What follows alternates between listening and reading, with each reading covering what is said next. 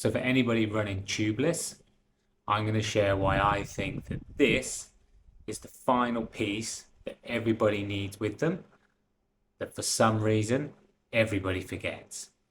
And I'll also share one important thing that you really need to be aware of, just in case with these.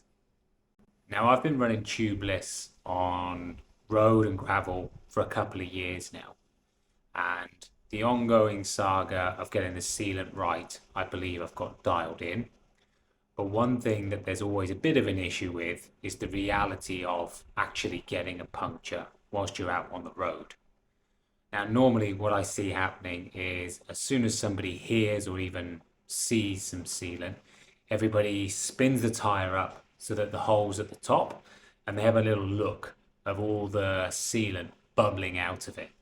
And all that's really doing is just letting any potential air that's left in the tire come out and also waste some of your sealant. Now, I was guilty of this before, where I would just hope and pray that the sealant in the tire would seal that hole on its own and I'd be good to go. But the reality of that is, no matter how many times I might have been lucky and one does seal up, at some point reusing that tire, it's going to let go and it's going to let the air out. So that's why now I will always rely on one of these. So what is this? This is particular one is called a Dynaplug. So the idea behind this is, in practical terms, whenever I'm out on the road now and I get a puncture and you can hear it, I don't wait for the tire to seal itself or anything like that. I hop off the bike and I have this underneath my pump strap on the side, so it's directly to hand. And I open it up and they open really nice and easy. And you can see they've got a little gold tip on them, a barb. And I will jam one of those straight away as quick as possible into the hole. Big or small, it really doesn't matter. Anytime I get a hole, I will put one of these in. Plug your hole! Help the sealant actually seal the tire. And the best thing about these Dynaplugs with this particular one, which is the racer one, is it's actually got two in it. So it's got a plug at each end that you can jam into a hole. And should you be unfortunate enough to get a second one on the ride, you can always jam a second one in. Now, the metal barb on the front of it, the little arrow, just helps the actual plug pierce the tire carcass. Some say that the remaining rubber that comes out, the sticky rubber, you should trim off with a little knife. I never have. I'll ride with it and within 100 meters it's mashed its way down into the tire, creates a tiny little like mushroom top on it, and that's it. It's good to go. You can get a couple of different diameter ones to fill different diameter holes, but I guess just the medium one. So that's a barb with about, I would say about a 10 mil, it's probably not going to focus, about a 10 mil thread on it is perfect for every hole that I've gotten. And these have enabled me to reuse tires now for extra thousands of kilometers versus actually having to throw out the tire because the hole just won't seal. Now, I got loads of comments under the tubeless tire that I did with the various sealants, so I am pretty keen to know on everyone else's opinion in regards to sealing holes with these. I do have another tire hole fixer, I guess, tube patch kit from Design that's designed to go actually in the bar end.